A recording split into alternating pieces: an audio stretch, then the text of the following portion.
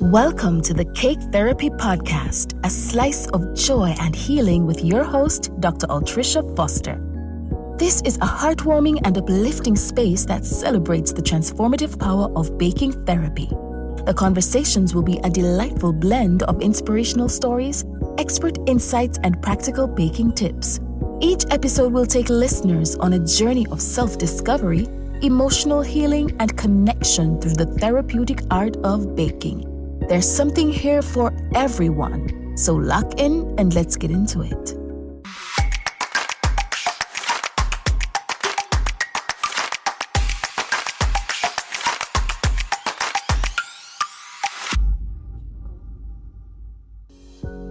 Hi everyone, welcome back to the Cake Therapy Podcast, your slice of joy and healing with me, your host, Altreisha Foster. And I'm excited. Well, I'm usually pretty excited about all my guests. But today we have a fellow Midwesterner on our podcast today. And I've been looking forward to talking to this girl forever. Her name is Eboni. But guess what? You don't know who she is yet because a lot of people might think her name is Ebi. But I figured it's the alias that she carries. So welcome, Eboni. Thank you so much for having me. Thank you. Yeah, we're really excited. So before I start talking to Eboni, I'm going to give a big shout out to all of our current subscribers. We love you and we appreciate you, but our listeners, you guys need to hit that subscribe button right now. Go ahead. I'm on pause for like 2 seconds. 1, 2. Go ahead and hit the subscribe button because I want you to, follow us from wherever you get your podcast. Yes, again, I want to welcome you, Eboni, to the show. Thank you so much for having me. It's an honor to be here today. I'm excited. So for you guys in Chicago, you may have seen her on WGN TV on Spotlight Chicago. Is that what it is? It was, yes. I know. Tell me about that. I love to see us glow and grow in the spotlight. That experience. Yes, that was an absolutely amazing experience. It happened a couple months ago in April. So a producer reached out to me, the producer of WGN Spotlight Chicago, reached out to me on Instagram, DM. And so I'm like, is this really real? Because it'd be the first thing you probably think sometimes when you're in those DMs, but she actually looked legit. She had been following me for years. She said she had moved away from Chicago, but recently moved back, started working for WGN. And she said, I knew I had to have you on the show. When she sent me the criteria and everything, I was absolutely amazed when she reached out to me. And then once we talked, and just building up to it. So honestly, I had to reschedule. I had to reschedule twice. Because honestly, I just wasn't ready. It was like I was ready, but I wasn't prepared. I wanted to have everything that I wanted on display in order, and as well as having my thoughts together and everything. So I'm so grateful how patient. Her name is Anissa, the WGN producer. I was so grateful at how patient Anissa was with me. And once I figured out, I was like, okay, this is the last time I'm rescheduling. I'm ready. And so, it was an absolutely amazing experience. Kudos for you for stepping into that spotlight. I'm very proud of you. I was excited for you when I saw it announced on Instagram, and I loved what you showcased. So tell me how you're feeling, girl. How are you? Are you anxious, nervous? Like, what's going on with you today? I know. What's going on with Ebi Cakes? So right now I'm always excited about cake. I can literally talk about cake all day long, It's like I have my cake friend, I have my regular friends, and then I have cake friends. Don't we all, right? So, but recently I have kind of been in a space where I feel a little complacent, and it's kind of like a what's next type of thing, Things are different on social media as far as algorithms and posting time and posting what content to post and trending audio. So even though people might say, oh, she makes amazing cakes, which I finally have grasped. My cakes are amazing, and I'm so grateful for people pouring into me over the years. But sometimes, even it doesn't matter how far you get. Sometimes you reach a level where you just are like, what's next? Yeah. You want to see yourself go up or in a different spotlight, but you just don't know where. So that's why I've been feeling these days. I know. Sometimes some of us, this imposter syndrome is just crazy. And we feel like imposters, no matter how good we are. And I'm happy that you're beginning to own the greatness of who you are in the cake space. But I would love, like they say, the devil is in the details, right? Yeah. And what I want to learn is the beauty that is your journey. Who are you? I've seen you. To me, like, here's my impression of you when I see you on Instagram. She's Eboni, who is in her bag and minding her own business. So who are you really? I see you as Miss Minding my business and doing my thing. Share with us, like, who are you and what was your life growing up? Was baking introduced to you then? Absolutely. So my namesake, Ebi Cakes, my business namesake, actually came from my dad. When I was little, he used to always call me Ebi Cakes because he said I was so sweet. So years go by, never thought about, like, I wasn't a child that was like in the kitchen baking with my grandma and my mom and stuff like that. Wasn't me. I mean, I made cakes here and there and probably lick the paddle when my grandma was done or whatever, but that was pretty much, how, I grew up. It wasn't all cake. As I hear other bakers, I started baking when I was 3, and I was like, wow. But for me, it wasn't that. I really did not discover my love for baking until I was about 31, 32. Now, prior to that, I was making cakes for my children. I started out making their birthday cakes just to save some money. So I would just do their cakes throughout the years.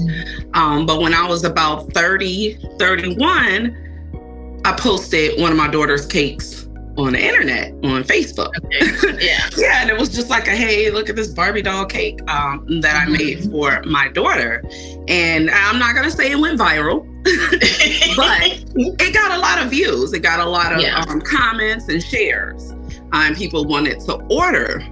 Now, at that time, I was really going through a weird transition in my life. And I've actually never shared this part of my cake journey. And just kind of, I guess, fear of judgment.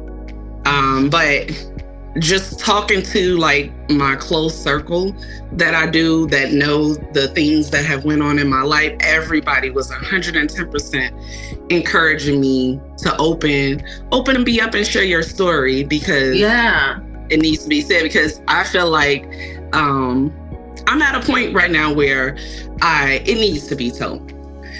So at that point in my life, about 30, 31, I was working for a bank. And I did some things that were very dishonest. Okay. I was a single mom going through a divorce, and not saying that it's okay, but I took a substantial amount of money. I abused my authority. I was the assistant manager, and I took advantage of that, and I did it for quite some time. I would say for a couple of years, I was doing it. So ended up getting terminated, rightfully so. Okay. So I had nothing to go back on. I was a single mom, I'm trying to find a job that would not call my other job for references. Now, mind you, I had worked for the bank for 10 years, so that was a significant amount of time. And so that's when I started. I was doing some part-time jobs here and there, working from home. And that's when I started to pour into my baking. Because it was like nothing else was working out. Jobs wasn't calling me, or I would do an interview, they didn't pick me, things like that. So that's when I dove into baking and doing things like that to make money. Okay. Now, when I got terminated from my job, they did not pursue charges until a year later. Okay. Yeah, it was almost a year later. Yeah. So, surprise to me, I go to my mailbox and I'm just checking my mail and I see all these letters from lawyers saying you have a warrant out for your arrest. Yes. And so I'm sick to my stomach. Okay. Of course, you have to be. I'm sick to my stomach. So I get on the phone, call one of my best friends. Now, this is the best friend that say, she's a detective. You give her something to look up, she's going to get to it. Yeah. So I call her. I my anxiety was through the roof. I couldn't even type. So she went online and did her research and found out all of the details. And I was in absolute shambles. Here I am, a single mother, no substantial income. And here is, I have a warrant out for my arrest. And, you know, nothing is funny about this because it took me years. This happened in 2012. So this is 12 years later. And I would say I recently, probably about 4 years ago, I couldn't tell this story without crying. Yeah. You know, but I've reached a point where I have forgave myself. It was definitely a long process. So here it is. I'm taking cake orders. Once I got those letters, I'm taking cake orders, not knowing if I'm going to be able to make them. To make them. Talk about stepping out on faith. Okay. It was definitely a process. A lot of stuff happened. The whole court process was about a year. Okay. Yeah. And then pled guilty, paid my restitution. I owned up to what I did because I was 110% wrong. But at the time, I did what I had to do to stay afloat, to take care of my kids. But, you know, what's right and what's wrong is wrong. And I had to pay for what I did. So, yeah. So a lot of people don't know that story and know that just me stepping out and taking orders and working on orders while I am thinking about getting these charges, felony on my record, not being able to have housing because you have to do a background check. It was very, very, very, very stressful. Very, very stressful time. But yet I'm still pushing out these cakes. So I say that to say all that to say that if I got through that, anybody can get to it because I never went to school for cakes. Okay. To DeVry, I went to a technical college and never used my bachelor's degree. As I know, a lot of people have too. So it's like crazy. But yeah. So that is the story about how Ebi Cakes was formed. It became, I feel like that whole thing with the bank was a way of pushing me from corporate America, follow my craft. Because I didn't know I had a love for making cakes. I really didn't. I really started just to save some money on my kids' cakes. And then I started liking it. I did. But yeah, it definitely has been a journey. It's been some downs. It's been some ups. It's been some amazing times. Yeah. Over the years. But yeah, so now where I am today, I'm comfortable with sharing that story. My children know about it. Most of my family knows about it, the close ones, my friends. Yeah. So I'm comfortable with sharing that story. And, you know, it's been a lot of resilience. Yep. I think there has to be resilience for carrying that around without sharing it out loud. But then kudos to you for forgiving yourself, getting to a place of forgiveness of oneself. You know what I mean? We tend to carry these loads, being so mad at ourselves, angry at ourselves all the time. But so I'm really happy that you got past that. So my question is, as you were talking about it, you said that your love for baking grew out of that. Tell me how. Tell me how. Yes. Baking, Yeah. So as I'm, just baking for me, going through all of that, it was a way for me to disconnect from my reality of the unknown, not knowing if, I'm going to have to serve these 90 days in jail that the district attorney was trying to give me. It was a way for me to escape from the stressors of just being a single mom and not knowing what's next and the financials. And especially when I first started, I had no idea what to charge. It was like, sometimes I was like basically giving cakes away because I was breaking even or not making any profit at all. So, or just, actually going over, what I owe. So yes, it was just baking for me, and cake decorating was a way to escape from that reality, that stress. It just put me in a space where nothing else mattered but this cake and what my client wanted, being able to make cakes for kids at these birthday parties, and they have these memories that hopefully will last forever. That's what grasped me on to continuing to do cakes. Yeah. See the outcome, seeing like, oh my God, I did that, I made that. And then the reaction that I would get from my clients, that just drove me to just keep going, not give up. Yeah, I got all of this stuff going on, but I have this little baby that I just created. And I got to the point where it was like, okay, if I woke up today, then I need to keep doing this because I didn't go to school for this. No, like I didn't take classes. It was pretty much self-taught YouTube University. Yeah, I mean, you make really great cakes. They're quite intricate. I really love that. And I love hearing stories of individuals who are self-taught and then just seeing what they put out there, the type of work. So I'm curious to learn from you. Tell us about your first big cake project. What was the experience like and how did it make you feel? What was it? Okay. And it's so funny that you would ask me that because my first big cake experience was a wedding cake. It was a wedding cake. So it was a 5-tier wedding cake. And it actually came up on my archive today. And I contemplated about reposting it. But I think I'm going to do it now. Yes, girl, repost it. It was a lot. It was a carriage at the bottom. And then it was some wood carriage that she had this wood maker literally come out of retirement to make for her. And it was a 5-tier cake, 4 or 5. The bottom tier was real, and then the other ones were fake. So that was my first time covering a fake cake. Yeah. And I was just winging it. A lot of my cakes, I just took the orders and did not know how to do it. Yeah. I just figured it out along the way. But with that one, I ended up covering that cake about 3 times because I kept messing up the fondant work on the dummy cakes. And it was just, yes.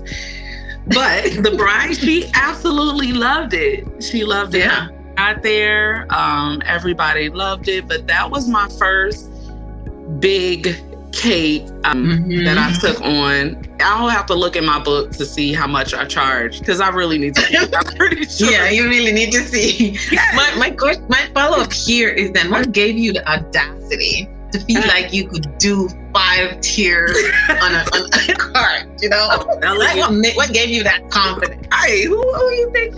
I was just like, well, I watched a couple of videos and looked at some comments. I'm really big on comments and, reviews, Amazon reviews. So, I'm definitely going to do my research, beforehand. And then I just go out and do it. Just definitely, I believed in myself. I believed I could do it. Even after that second and third, the third time I had to take the fondant off, I knew I could do better. I knew that this is a wedding cake. So their pictures are, I don't know how long the marriage is going to last, but they're going to have those forever, And then the guests. I just believed that I could do it. I told myself, you can do this. This is not how it's supposed to look. Just try it again. Yeah. And I just did it. And it's a great feeling. When I walk into weddings with my cakes, I was like, oh my God, I have the pressure of 250 future clients. Do you carry that same pressure as well? Yes, that's what I'm saying. Because it's just not even, because I even feel like the bride and groom, it's so much going on. I feel like the details of the cake, they look at it and see, especially the bride, okay, yeah, that's how I want it. But it's the guests and the potential clients that go up to the cake, look at it, take pictures and things like that. So yes, it's a lot to process. Yeah, it really is. It really is a lot. It definitely is a lot. People just see a finished product, but they don't just see us walking around in shells of ourselves thinking, oh my God, 200, there's going to be 300 people seeing. And looking at, and then having a 360-degree view of the cake, the pressure, it was a lot. And I have no idea. None. And I believed in myself. But it was really something, but definitely fulfilling. And she still comments on my pictures on Facebook. She has time then. She said she still has, she's like, I still have my cake. She still has the fake parts in the cart. Oh my goodness. Well, that's beautiful. She must have fallen in love with that cake. Mm-hmm. Do you think though that your own personal cake style has changed? I look at my cakes and I'm like, okay, my style is kind of shifting. What about you? Tell me a little bit about. I feel like my cakes shifted around, I would say so I started on like Instagram, started Ebi Cakes about 2012, 2013. Okay. But I would say it took me a few years. I would say my cakes didn't start to have that signature look that I wanted until about 2017, 2018. Okay. Yeah, it took some time because when you first started, at least for me, when I first started, it was a local baker here in Chicago that was doing all of pretty much, all of the celebrity cakes, celebrations, fondant cakes. She was doing all of those. And so when people would inquire with me, they would send me pictures of this cake artist's work. And she was a really great cake artist. And I would try to do my cakes just like her. Okay, yeah. But when I stopped that and said, no, I want my cakes to look a little bit more like this and like that, that's when I feel like my design shifted when I started to do cakes how I wanted them to look. We've often fallen victim to the designers that we look up to and like and admire their styles, but not when we just started up, not being able to translate it into the way we are actually like, what about it that you like so much? Right. You know what I mean? Right. Right. Yeah. So it was just, you definitely have to get to a point where you, like you said, you actually, what is it that you like? How do you want it to look? And then when I started to communicating things to my clients, when they say, I want it to look just like this cake, I used to be like, okay, all right. And I would try my best to make it look exactly like that cake. And so, once I reached a point, I'm like, okay, I'll make it look similar to it, but it will look more like my own. And once I started, saying that, communicating that to my clients, that's when it seemed like I just flourished because they were very receptive. They like, I don't care, do what you They told me, and I would ask. Go ahead. Yeah, because I was just about to ask you, like, once you found your style, how were you managing, or balancing your own personal creativity with the expectations of your clients' requests? Yeah, because that's important. And I definitely have learned over the years that sometimes you do have to kind of educate your clients because they might send you, and especially nowadays, they'll send you an AI generated cake. So you'll have to let them know that some things are just not possible. Because cakes are delicate. You want a soft cake, but you want all these designs. So I feel like educating your client in a professional way. You always have to have great communication skills, professional skills with your clients to get them to understand this is that, to try to help them along the way, with the cake ordering process. Do you have like a specific medium that you like, buttercream versus fondant, or what do you prefer to work with? I am crazy about fondant. Yeah. Yes, I am definitely crazy about fondant. I would say within the last maybe 3 to 4 years, I have started to embrace the buttercream cakes, because you get those abstract cakes with just some buttercream drip and a little splatter. And I'm not gonna lie, those cakes are so easy. They're easy to do. Right? Don't tell them. They're a little easier than fondant, but you still have to make sure that buttercream is 110% smooth. So one thing about buttercream, I feel like you have to work just as hard with buttercream or fondant cakes, because that buttercream has to be on point. And for me, that is why I do prefer doing fondant cakes over buttercream cakes, because I feel like I'll look at my buttercream cake and it'll just mess up. Like, where did that little thumbprint come from? But that's the only reason why I would say I am more of a fondant. It's more sturdy. It protects the buttercream from smudges, and then it lasts a little bit longer when the cake is sitting out. And then I always encourage my clients, I have on my cake care box, I have a little QR code where they can scan, and it shows them how to disassemble the cake, but also how to peel the fondant off. I personally don't eat fondant. Me either. You just peel it off, and you have this yummy buttercream underneath and this yummy cake. So you don't have to eat it. It's just a decoration. So I'm definitely team fondant. I am also team fondant, because I like a finish. I'm a little OCD, so I like my finish has to be. I'm not great at buttercream, but kudos to those who love it. And your cakes are beautiful, by the way. Their cakes are. Oh, thank you. Absolutely. Thank you, girl. I try. I really do an amazing job. Thank you so much. So here at the Cake Therapy Foundation, what I want to teach girls is that there is an artistry called cake or baking that actually helps them to work through things. It will help them to center themselves. It's like a release valve, Yeah. But then I'm also telling them, like, once you've learned this skill, you can also monetize it. You can become an entrepreneur. You can change wealth, generational changes. Like your business. You're a business-minded woman. You have classes. You're doing it. So I know that running a business can be very, very demanding. What has your personal experience like as a cake entrepreneur? Share with our listeners what that experience has been for you.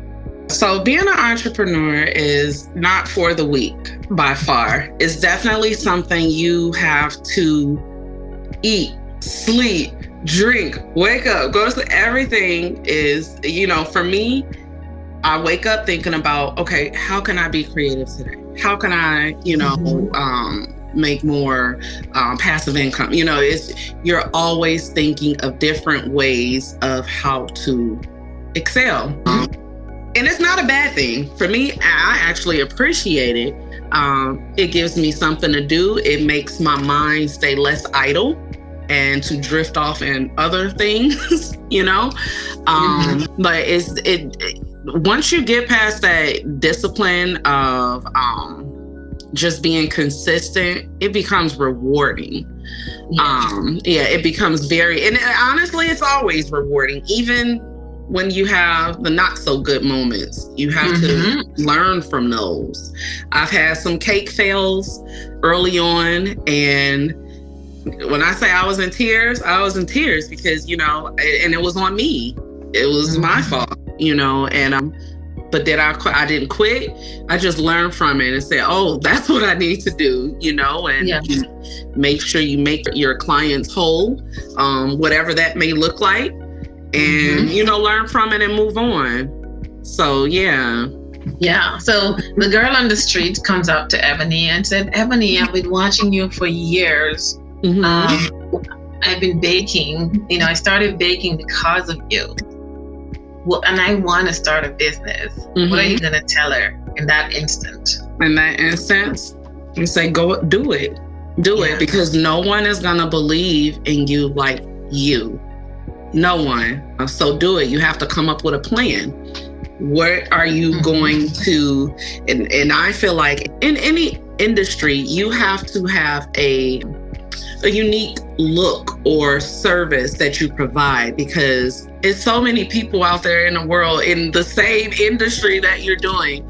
So you have to do something, whether it's great customer service skills, whether you're doing the best candy apples or whatever, do something that you absolutely have perfected. Okay. Yeah, okay. And I also would say, don't try to do everything. Don't try to do cake pops and all of this.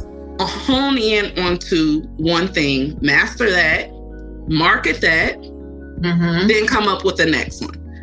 Do the same thing, process over and over again. You're going to have some down moments. Like I said before, you're going to have some fails. You're going to have some opportunities to learn.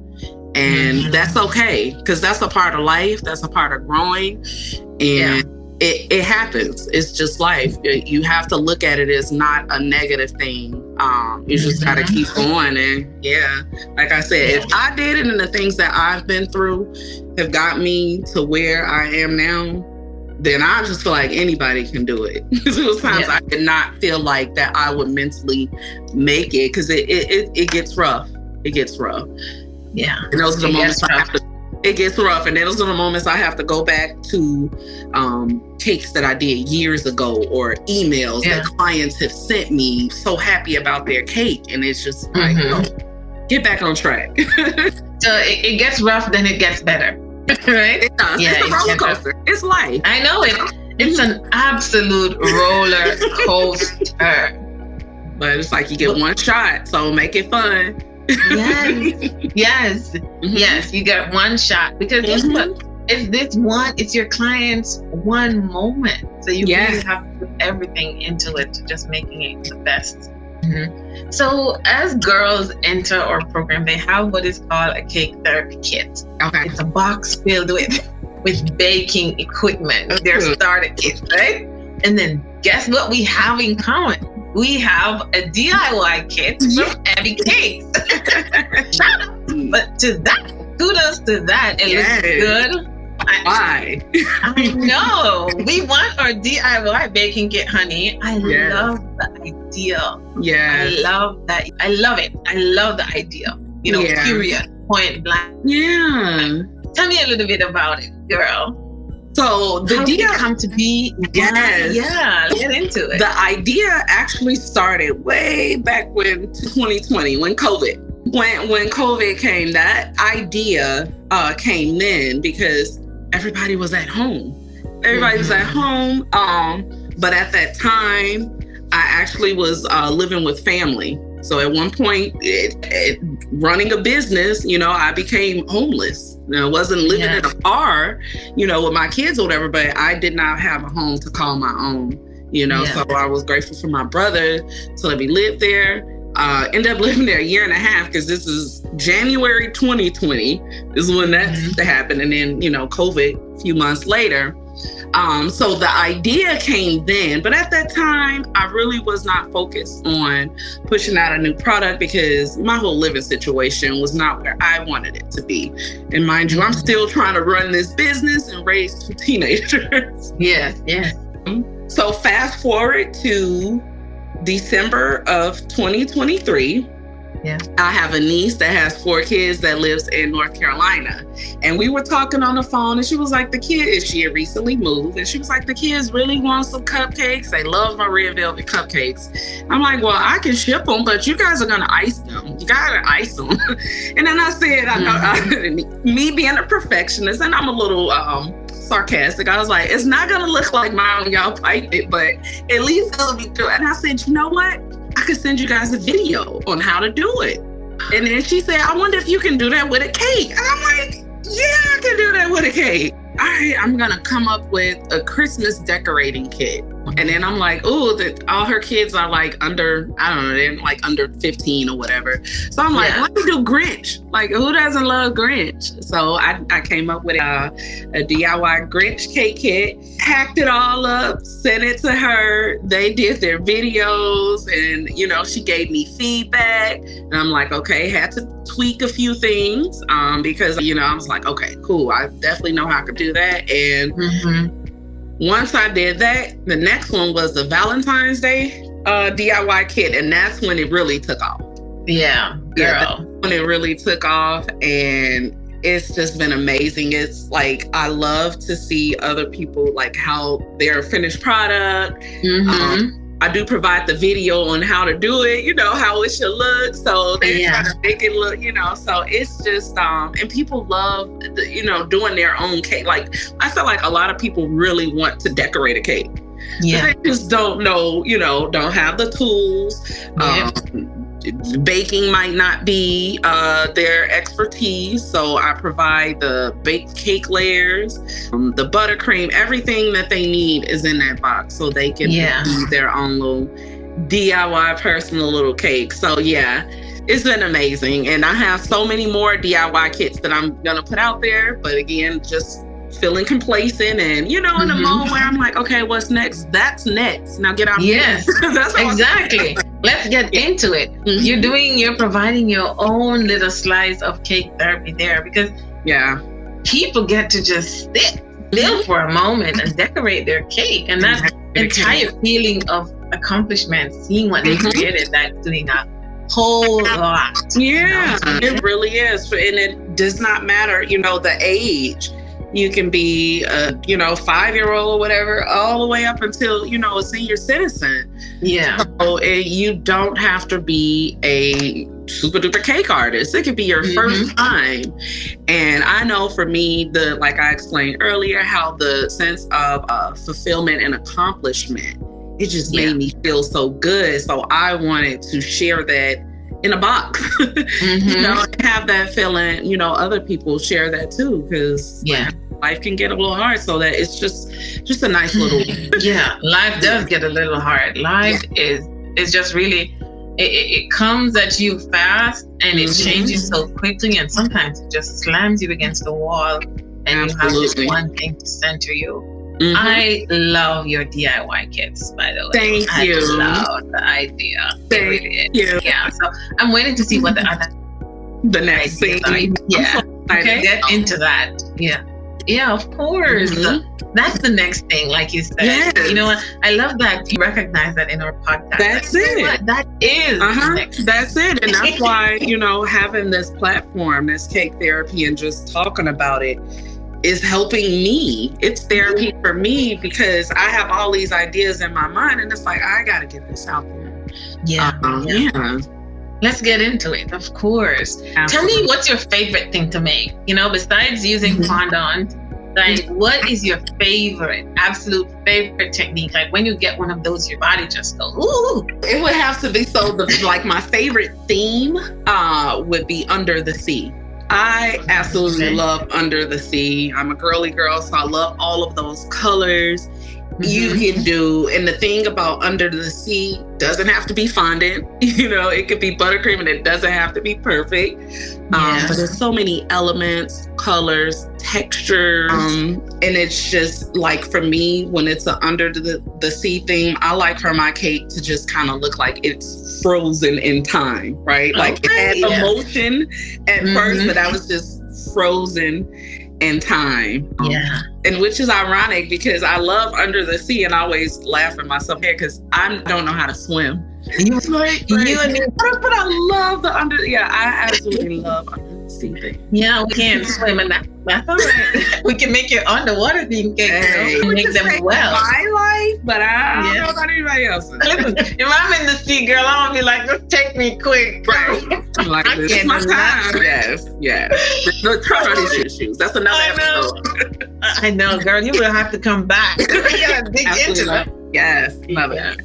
But it's definitely Under the Sea thing would be my favorite type of thing to do. And that's whether it's the cakes, cupcakes. Now I do treats for a very small circle of clientele that have been with me like from the start. But treats for me is just not, it takes a while, but it doesn't matter. Under the sea, anything, I love it. Yeah. Thank you so much. So you mentioned you have 2 teenagers. Are they still teens or young adults, right? Well, actually, one, July 5th, my oldest will be 21. Okay, young adults, I was right. Yes, young adults. And then my youngest, she will be 18. So yeah, 2 daughters, 18 and 21-year-olds. Crazy. But yes, they still live at home. They're in school, working. So, they're definitely young adults. And, absolutely. Have any of them caught on to the baking? Do any of not too much. Not too much. Now, not saying that they won't help, because they'll help. Like my oldest, like she'll mold some stuff. My youngest, she'll do the same thing. Now, my youngest, she likes to cook. She's a very great cook. Matter of fact, she cooks dinner. Like I probably cook maybe once a month. But she loves to cook. That's her thing. But again, she'll help. She'll definitely, bake some cupcakes for me or a cake if I need anything. Deliveries. She's on it. My pickups. So now I'm able, since they're older now, I'm able to, like, if I have to go out of town for, something or whatever, and I have an order, they're able to take over, meet my clients and do that. So I would love for them to take over with my business, but it's not something that they have to do. Like back in the day, it was like if your dad was a baker and you're a baker, this one, like it's no. I'm okay with them following their footsteps, with their goals, what they but they do help, and I'm so I love that. I love that one of your children have also found the kitchen too, in whatever capacity that is. You know what I mean? Yeah. She. So that's good. Great. Yeah. Share with our listeners before we wind down, like, what's in the works for you? We talked about something. We talked about our DIY cakes. Right? DIY kits, different themes. What else? So what's next for me? What I really want to really dive into next is, so I absolutely love teaching, as we had talked about earlier. I travel and teach. I've met so many amazing people you through the cake world, just some amazingly talented, down-to-earth people, and I would love to travel and have that one-on-one or hands-on experience as opposed to the online classes, which are fun too. You meet a lot of people, online. But to travel and do some classes like that. I did do one class actually in South Carolina, but again, February of 2020, and then COVID came. But it was an amazing experience. Had 10 ladies come out and we made a 2-tier cake. It was so much fun. I want to open, get back on that and, focus more on that. Okay, good. So I'm to see what's next from you. I absolutely are you. I love the work, and I love my own business, Ebony. I see that on your IG. Your personality does come through. So I want to thank you so much for taking your time to speak with me. Sometimes I sit in this space, I'm like a little nobody like myself, creating this platform, and people are saying yes. So thank you for saying yes. This has been a great conversation. I try to make the Cake Therapy Podcast a safe space. But today it was a brave space for you. So thank you for trusting me with your story and your growth. And I'm really proud of you. Thank you. I'm proud of what you've done. I appreciate it so much. Tell our listeners where they can find you, Ebony. So you can find me. I am absolutely, I love Instagram, although I have other social medias, but my Instagram is EBI_cakes. That is my Instagram, and my Facebook is just Ebi Cakes. And you can always go to my website.